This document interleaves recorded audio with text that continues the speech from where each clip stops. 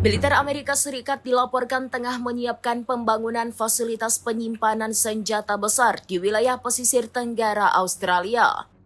Langkah itu disebut menjadi bagian dari strategi Washington untuk memperkuat rantai pasok logistik militer di kawasan Indo-Pasifik, terutama menghadapi meningkatnya persaingan dengan China.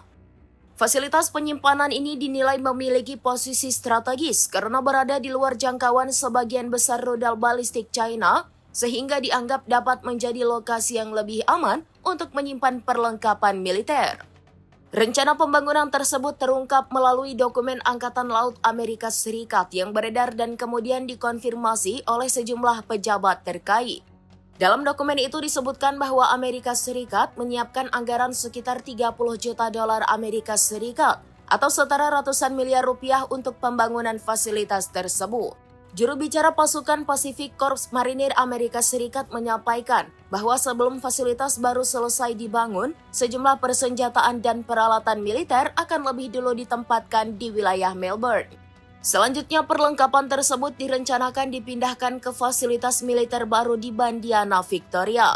Kapasitas penuh gudang logistik tersebut ditargetkan dapat digunakan pada 2028 mendatang. Jika terrealisasi, fasilitas ini akan menjadi salah satu fasilitas logistik militer Amerika Serikat pertama yang dibangun di daratan Australia. Penguatan infrastruktur militer tersebut muncul seiring upaya Washington memanfaatkan posisi geografis Australia sebagai mitra strategis di kawasan. Amerika Serikat disebut ingin memperkuat kesiapan militernya di Indo-Pasifik sekaligus meningkatkan kemampuan respons apabila terjadi peningkatan ketegangan dengan Beijing. Kehadiran fasilitas baru ini membuat kawasan sekitar Asia Pasifik kembali menjadi perhatian, termasuk negara-negara Asia Tenggara yang berada dekat dengan jalur strategis tersebut.